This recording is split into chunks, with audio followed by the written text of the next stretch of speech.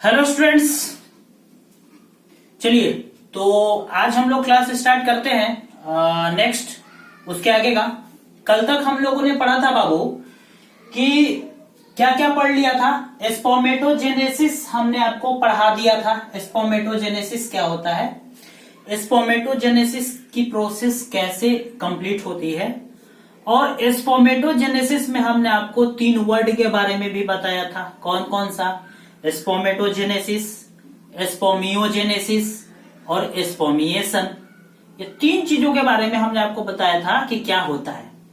फिर उसके बाद हम लोग हॉर्मोन्स के बारे में बाबू डिस्कस कर रहे थे ना। हॉर्मोन्स के बारे में हम आपको बता रहे थे कि कौन कौन से ऐसे हॉर्मोन्स हैं जो कि स्पर्मेटोजेनेसिस के प्रोसेस को कंप्लीट करवाने के लिए अपना एक सिग्निफिकेंट रोल प्ले करते हैं। तो देखिए, अगर हम बात करें तो हमने 2 हार्मोन्स के बारे में आपको बताया था। एक हार्मोन्स को बोलते हैं ल्यूटिनाइजिंग हार्मोन, जो कि एंटेरियर पिट्यूटरी से निकलता है, मतलब उसका हिस्सा होता है। दूसरा हार्मोन्स होता है फॉलिकल स्टिमुलेटिंग हार्मोन, ये भी एंटेरियर पिट्यूटरी से ही निकलता है। तो इन दोनों हार्मोन्स का अब हम लोग पढ़ेंगे कि ये किस सेल से निकलते हैं और इनका काम क्या है। भाई जाहिर सी बात है, इनके काम के बारे में हम लोग पढ़ेंगे। तो आप आज का हेडिंग डालेंगे रोल ऑफ हॉर्मोन्स, हेडिंग डालेंगे रोल ऑफ हॉर्मोन्स ड्यूरिंग, आप यहां पे देख लेंगे, यहां पे हेडिंग डाला हुआ है role of hormones during, during क्या बाबू? स्पर्मेटोजेनेसिस। स्पर्मेटोजेनेसिस बनने के टाइम पे हार्मोन का रोल क्या है, अभी हम लोग उसके बारे में पहले डिस्कस कर लेते हैं, लिख लेते हैं। फिर हम लोग स्पर्म के ऊपर आएंगे कि स्पर्म का स्ट्रक्चर कैसा दिखता है, स्पर्म में कितने पार्ट्स होते हैं और किस पार्ट्स का क्या काम है। ठीक है, तो आज का यही हमारा क्लास है। ज्यादा टाइम नहीं लेंगे हम आपका, बहुत ही आज बेहतरीन तरीके से आप इन चीजों को समझेंगे और इससे एग्जाम में क्वेश्चन आ सकते हैं, ये चांसेस है। ठीक है, स्पर्मेटोजेनेसिस आएगा कि explain in details about spermatogenesis. अगर 5 नंबर का क्वेश्चन है बाबू तो आप स्पर्मेटोजेनेसिस को पूरा लिखेंगे, पहली चीज तो ये। दूसरी चीज ये कि हार्मोन का रोल भी आप लिख देंगे थोड़ा सा, कि कितने हार्मोन पार्टिसिपेट करते हैं। इतना जब आप चीज लिख देंगे तो 5 में 4.5 नंबर आपका कोई नहीं रोकेगा। समझ रहे हैं? क्योंकि नंबर काटने में बनेगा ही नहीं, आपको अच्छा मार्क्स मिलेगा। और कहां पे अंडरलाइनिंग करना है, कहां पे बड़ा लेटर लिखना है, कहां पे डार्क लिखना है, ये सारी चीज हम आपको बताएंगे एग्जामिनेशन से पहले।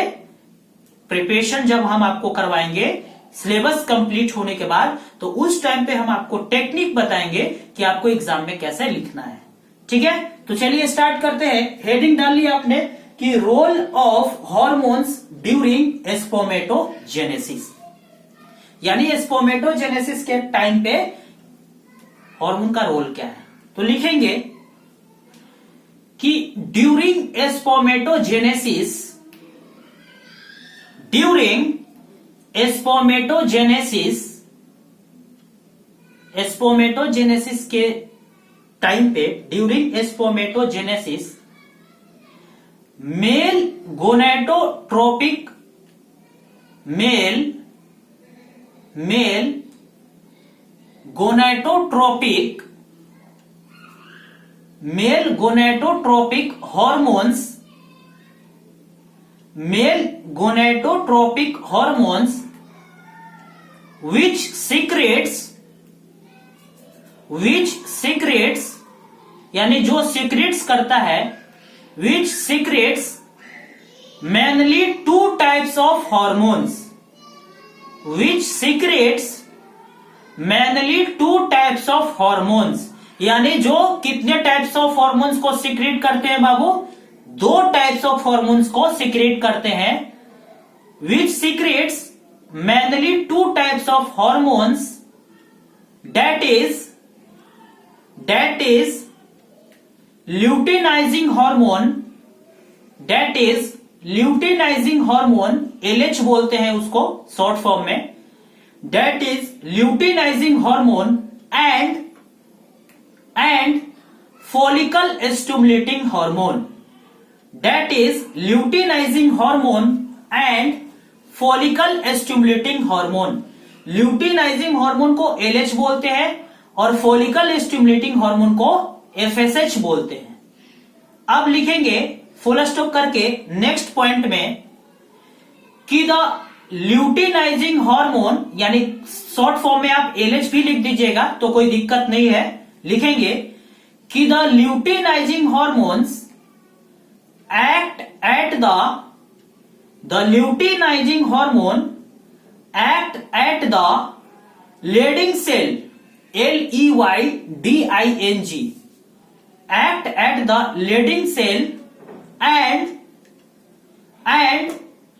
it synthesize SYNTHESISE and it synthesize और secretes, यानी आप synthesize बोलिए या secretes बोलिए, दोनों सेम है, और secretes a androgens which synthesize or secretes a androgens which increase the process of, एक बार फिर से मैं बोल देता हूं, which increase the process of spermatogenesis. यानी कि LH हार्मोन क्या है बाबू? LH हार्मोन एक ऐसा हार्मोन है जो कि एंड्रोजोन बनाता है, इससे एंड्रोजोन बनता है, और एंड्रोजेन जो है फिर वो क्या करता है कि स्पर्मेटोजेनेसिस की प्रोसेस को इंक्रीज करवाता है, यही हार्मोन. यानी आप कह सकते हैं कि LH का काम क्या है बाबू? स्पर्मेटोजेनेसिस की प्रोसेस को इंक्रीज करवाना. चलिए अगर हम नेक्स्ट हार्मोन की बात करें तो जो हमारा अगला हार्मोन है जिसके बारे में हमने आपको बताया FSH. कौन सा हार्मोन है बाबू? FSH. तो नेक्स्ट पॉइंट में लिखेंगे, हाँ नेक्स्ट पॉइंट में लिखेंगे the second hormone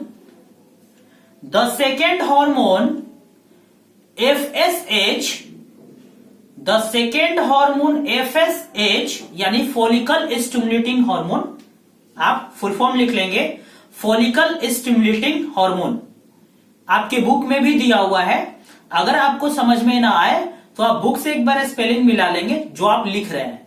the second hormone FSH, follicle stimulating hormone बोलते हैं जिसे, which is also secreted by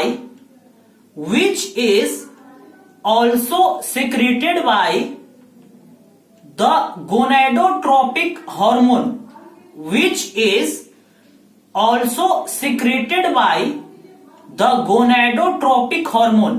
Babu gonadotropic hormone को GnRH बोलते हैं. क्या बोलते हैं? GnRH, यानी गोनाडोट्रोपिक रिलीजिंग हार्मोन. क्या बोलते हैं बाबू?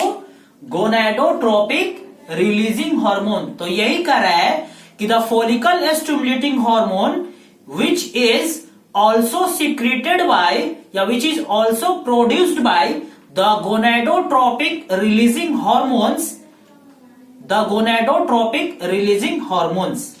फुल स्टॉप देंगे, फिर आगे लिखेंगे दिस FSH हार्मोन, यानी दिस फॉलिकल स्टिमुलेटिंग हार्मोन, आप ऐसे भी लिख सकते हैं, this follicle stimulating hormones act on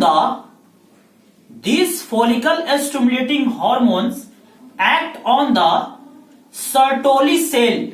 यानी ये किस पे एक्ट करता है बाबू? Sertoli cell, which act on the Sertoli cells and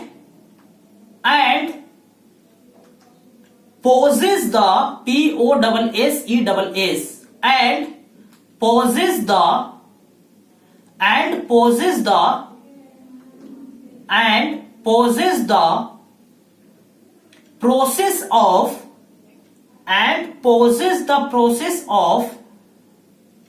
and possess the process of some factors and pauses the process of some factors which also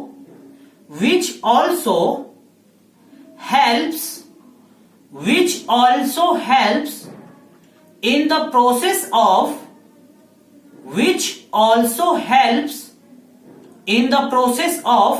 स्पोमेटोजेनेसिस। यानी कि ये कुछ फैक्टर्स को पॉजेस करता है, प्रोड्यूस करता है, जो कि वो लोग भी क्या करते हैं बाबू, स्पोमेटोजेनेसिस के प्रोसेस में इन्वॉल्व होते हैं। तो ये हमारा रोल ऑफ हॉर्मोन्स था ड्यूरिंग क्या बाबू, स्पोमेटोजेनेसिस। यानी स्पोमेटोजेनेसिस के टाइम पे हॉर्मोन्स कैसे अपना रोल, सिग्निफिकेंट रोल प्ले करते हैं। अब हम लोग पढ़ेंगे बाबू, वो स्पर्म के बारे में पढ़ेंगे, यानी स्ट्रक्चर ऑफ स्पर्म। आप यहाँ पे देख सकते हैं स्ट्रक्चर ऑफ स्पर्म। यानी अब हम लोग किसके बारे में पढ़ेंगे, स्पर्म के बारे में पढ़ेंगे कि स्पर्म में क्या क्या चीज होता है और उनका काम क्या है। अगर हम स्पर्म के पार्ट्स की बात करें, स्ट्रक्चर की बात करें, तो अब स्पर्म में 4 स्ट्रक्चर आप यहाँ पे देख सकते हैं। जो पहला स्ट्रक्चर है जिसे हेड बोलते हैं, जो ऊपर वाला स्ट्रक्चर होता है, हेड के बारे में हम लोग पढ़ेंगे। और जो नेक होता है वो हेड से अटैच होता है। जैसे हमारा हेड है, हमारा हेड किससे अटैच है बाबू, नेक से अटैच है। और नेक जो है वो हेड और बॉडी के बीच में है, तो अटैचमेंट पॉइंट है। अब जो बाबू हम लोग तीसरा पॉइंट पढ़ेंगे वो मिडिल पीस के बारे में पढ़ेंगे। किसके बारे में पढ़ेंगे, मिडिल पीस के बारे में पढ़ेंगे। उसके बारे में हम फिगर में जानेंगे कि मिडिल पीस क्या है। और अगर हम चौथे नंबर पे बात करें बाबू, तो चौथा जो हम लोग जानेंगे वो टेल के बारे में पढ़ेंगे। यानी कि टेल का काम क्या है, पूंछ का काम क्या होता है बाबू, पूंछ का काम होता है मोबिलिटी करना, मूवमेंट करना। ये मूवमेंट करेगा तब तो फ्लैजिला वगैरह के बारे में हमने आपको पढ़ाया था, आपको याद आना चाहिए फ्लैजिला। हम जब फर्स्ट चैप्टर पढ़ रहे थे तो फर्स्ट चैप्टर में हमने आपको कोनेडिया वगैरह के बारे में बताया था, जू स्पोर्ट्स के बारे में बताया था। उसी तरीके से बाबू अगर हम स्पर्म में आ जाए, तो स्पर्म में जो टेल वाला पार्ट होता है वो मोबिलिटी का काम करता है। किसका काम करता है, मोबिलिटी का काम करता है। यहाँ पे लिखा हुआ है स्विमिंग करता है, स्विमिंग, टेल स्विमिंग। अब किसमें स्विमिंग करता है, अब इसके बारे में हम जानेंगे। तो चलिए हम लोग एक बार फिर से स्पर्म का व्यू समझ लेते हैं। यह आपका स्पर्म का डायग्राम है।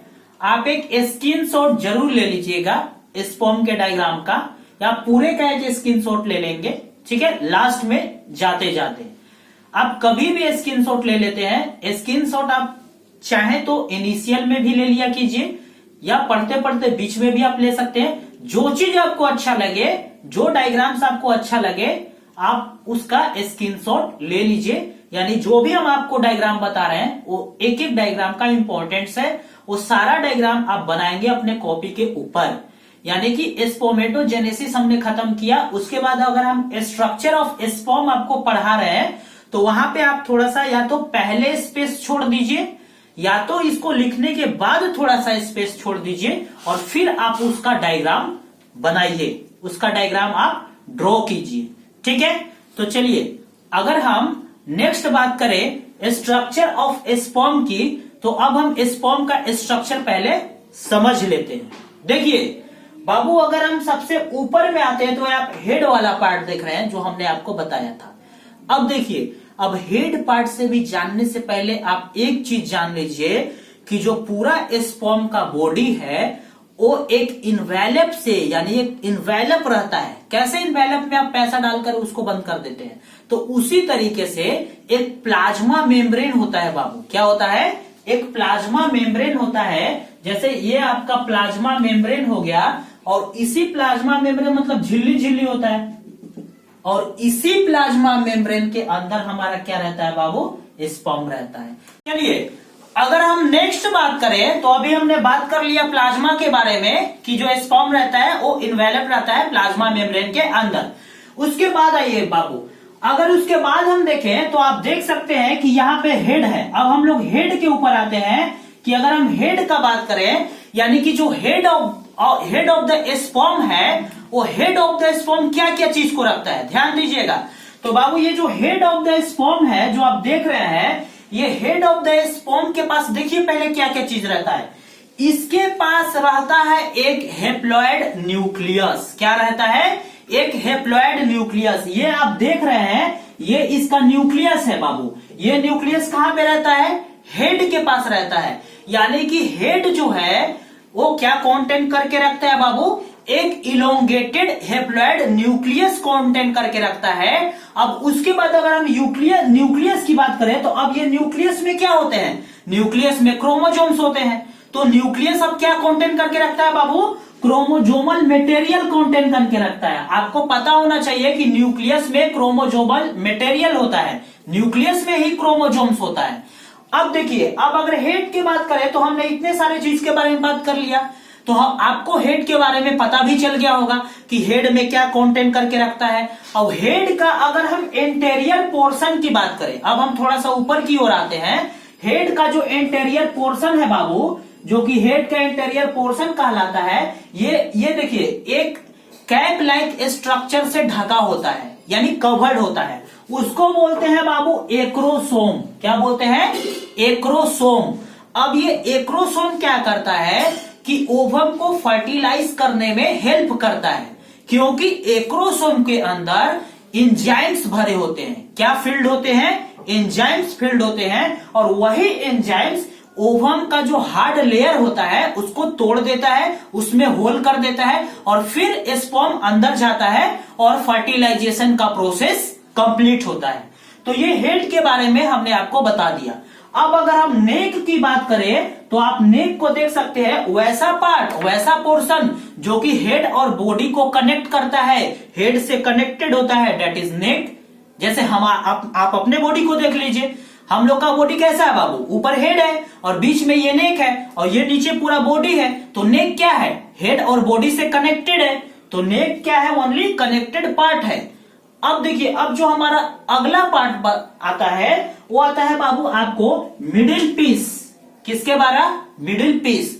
अब देखिए ये मिडिल पीस क्या होता है? ये मिडिल पीस में माइटोकॉन्ड्रिया होते हैं बाबू। ये मिडिल पीस में क्या होते हैं? माइटोकॉन्ड्रिया होते हैं। छोटे छोटे माइन्यूट्स माइटोकॉन्ड्रिया होते हैं, न्यूमरस अमाउंट ऑफ माइटोकॉन्ड्रिया होते हैं।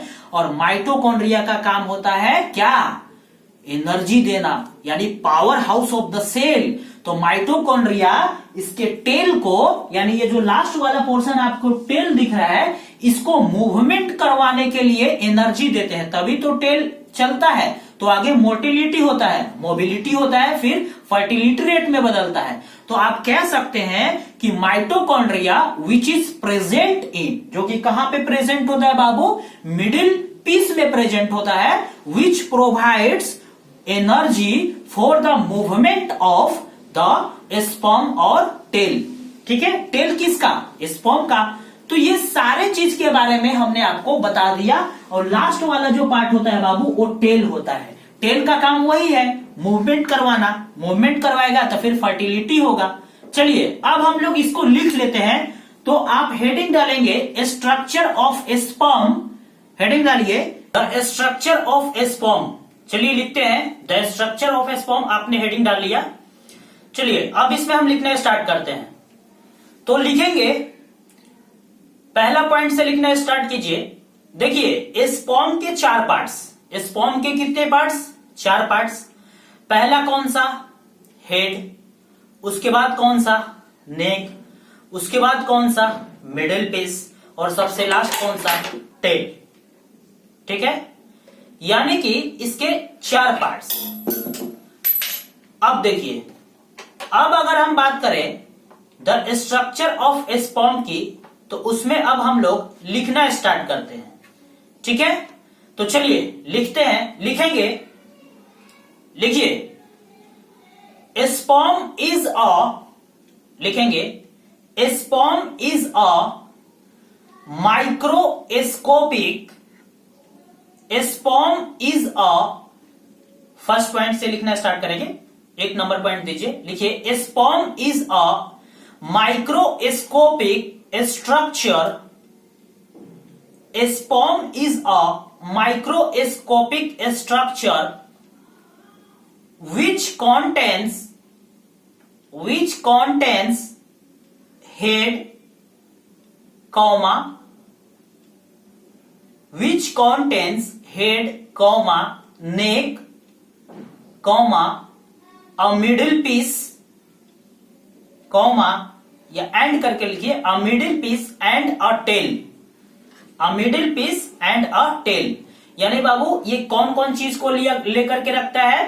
हेड को, उसके बाद नेक को, उसके बाद मिडिल पीस को और सबसे लास्ट में टेल को। तो चलिए अब हम लोग एक एक कर करके लिखेंगे, यानी एक फ्लो के रूप में ही लिखेंगे ताकि आपको पूरा एक ओवरव्यू मिल जाए, पूरा समझ में आ जाए कि किसका क्या काम है। तो स्टार्ट कीजिए। उसके बाद अब सेकेंड पॉइंट में लिखेंगे, टेल तक फर्स्ट पॉइंट था, अब लिखेंगे सेकेंड पॉइंट में। यानी सेकेंड पॉइंट में अब हम लोग लिखना स्टार्ट करते हैं कि क्या है हेड, हेड का काम क्या है, टेल क्या करता है, मिडिल पीस क्या करता है, एक एक कर करके अब हम लोग लिखेंगे। तो देखिए हमने हेड आपको बताया बाबू, तो हेड में हमने क्या बताया था कि हेड में क्या क्या रहता है। हेड में सबसे पहले एंटेरियरली क्या रहेगा बाबू? एंटेरियरली हेड में रहेगा एक कैप लाइक स्ट्रक्चर, जिसको क्या कहते हैं? एक्रोसोम कहते हैं। अब कैप लाइक स्ट्रक्चर का काम क्या है बाबू एक्रोसोम का? तो इसमें एंजाइम्स होते हैं, और वो एंजाइम्स क्या करते हैं?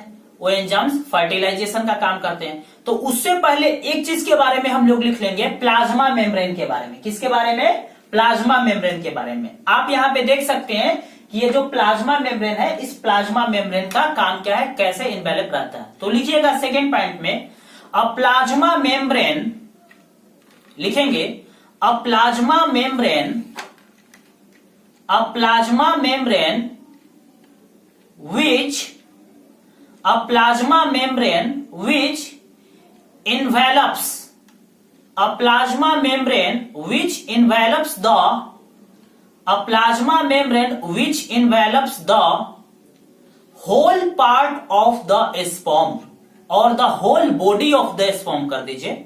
a plasma membrane envelops the whole body of the sperm, यानी प्लाज्मा मेम्ब्रेन क्या करता है बाबू? स्पर्म के पूरे होल बॉडी को इन्वेलप करके रखता है, उसको ढक करके रखता है। चलिए अब उसके बाद नेक्स्ट पॉइंट में लिखेंगे, पॉइंट नंबर थर्ड। अब हम लोग हेड के ऊपर आते हैं, तो पॉइंट नंबर थर्ड में लिखेंगे कि the head of the sperm, लिखेंगे the head of the sperm, यानी स्पर्म का जो हेड है, the head of the sperm contains, the head of the sperm contains a elongated, the head of the sperm contains a elongated haploid nucleus। a elongated कैसा nucleus बाबू? Haploid nucleus. यानी जो head है वो contain करके रखता है elongated haploid nucleus को। A head of the sperm contains a elongated nucleus, एक elongated nucleus को contain करके रखता है। अब देखिए, अब elongated nucleus को contain करके तो रखा है, अब इसमें और क्या होता है? that nucleus, लिखिएगा that nucleus, यानी वह nucleus, that nucleus also contains chromosomes, that elongated nucleus also contains chromosomes। यानी वो elongated nucleus क्या contain करके रखता है बाबू? chromosomes। लिख लिया आपने, that elongated nucleus also contains chromosomes। अब फुल स्टॉप दे करके आगे कंटिन्यू करके लिखेंगे, इसी में अभी हम हेड ही चल रहे हैं ना। लिखेंगे कि द एंटेरियर पोर्शन, लिखेंगे the anterior portion of the anterior portion of the head, the anterior portion of the head which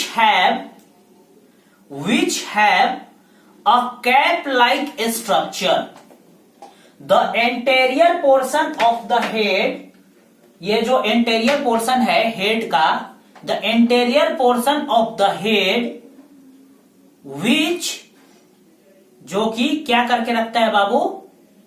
एक कैप लाइक स्ट्रक्चर अपने पास रखता है। The interior portion of the head which contain a cap like structure called acrosome. ये acrosome है। क्या बोलते हैं इसको? Called acrosome. अब देखिए, ये अब एक्रोसोम अपने पास रखता है तो एक्रोसोम का भी कुछ काम होगा बाबू। तो लिखेंगे फुल स्टॉप के बाद, the function of the acrosome is, the function of the acrosome is, the function of the acrosome is to help for the fertilization of the ovum. The function of the acrosome is to help for the fertilization of the ovum. Because of this acrosome, because of this acrosome contains, this acrosome contains some enzymes. Because of this acrosome contains some enzymes. क्योंकि बाबू ये acrosome क्या contain करके रखता है? कुछ enzymes को। अब वो एंजाइम क्या करते हैं हमने आपको बता दिया है।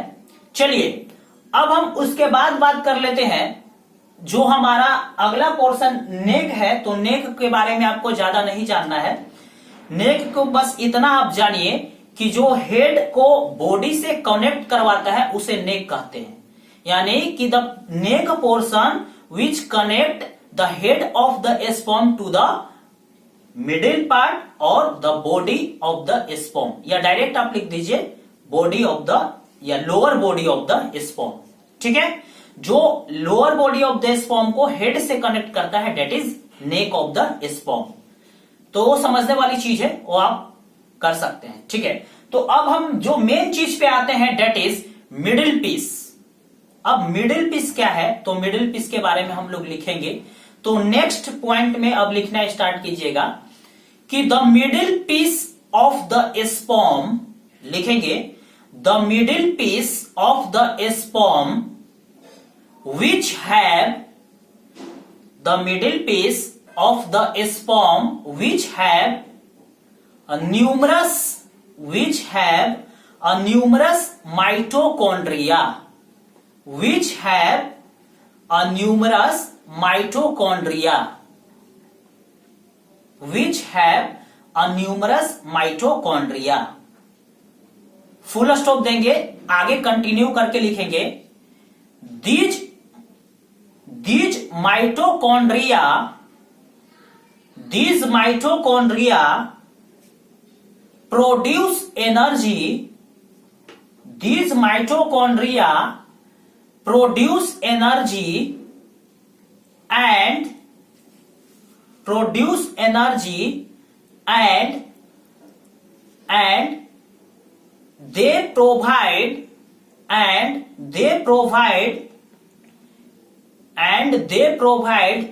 this energy, they provide this energy to the tail part of the sperm, and they provide this energy to the tail part of the sperm for the movement of the sperm, for the movement of the sperm। यानी ये क्या करवाता है बाबू? Sperm का movement करवाने के लिए tell को क्या प्रोवाइड करवाता है? एनर्जी प्रोवाइड करवाता है। आप या तो स्विमिंग भी लिख सकते हैं। देखिए यहां आप देख सकते हैं ये जो मिडिल पीस है ये क्या करवाता है बाबू? एनर्जी प्रोवाइड करता है। क्यों? क्योंकि टेल को स्विमिंग कर सकते हैं, जो कि आप अगर स्विमिंग भी लिखेंगे मूवमेंट की जगह तो भी आपका सही है। स्विमिंग यानी मूवमेंट करना। तो ये हमारा पार्ट हो गया। अब टेल पार्ट का काम क्या है बाबू? टेल पार्ट का काम है मूवमेंट करवाने का, ठीक है। यानी कि ये स्पर्म के बारे में हो गया कि स्पर्म का काम क्या है। अब नेक्स्ट पॉइंट में लिखेंगे, नेक्स्ट पॉइंट में लिखिए, इन a mail sperm, in a male sperm, the normal amount of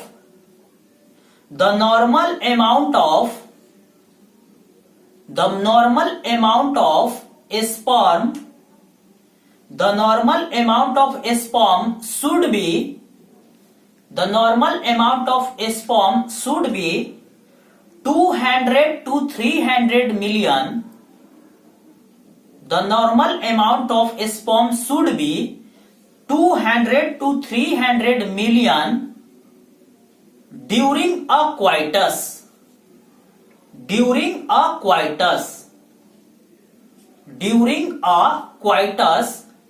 For a normal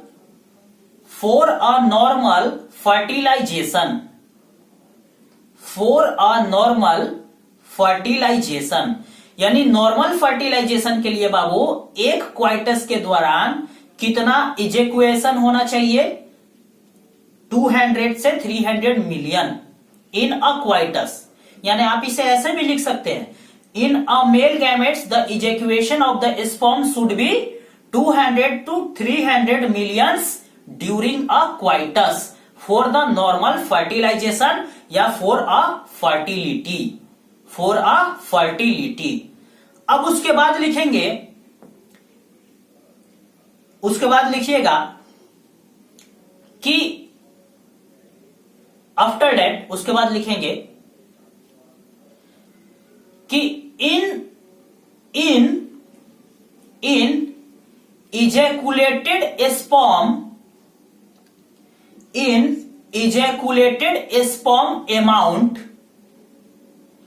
in a ejaculated sperm amount during a coitus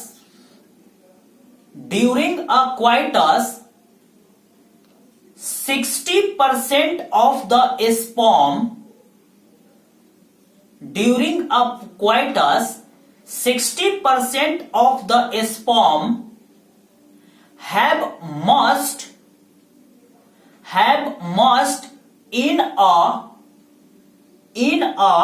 normal shape and size, have must in a normal shape and size,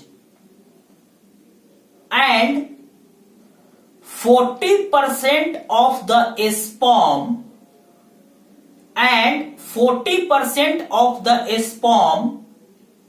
have must be vigorous in size,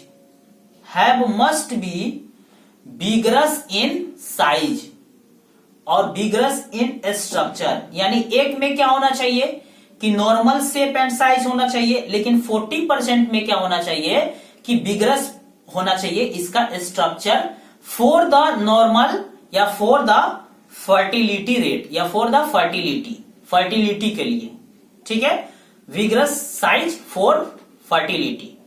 तो ये हमारा क्या था बाबू? ये हमारा structure of sperm हमने आपको पूरा लिखवा दिया।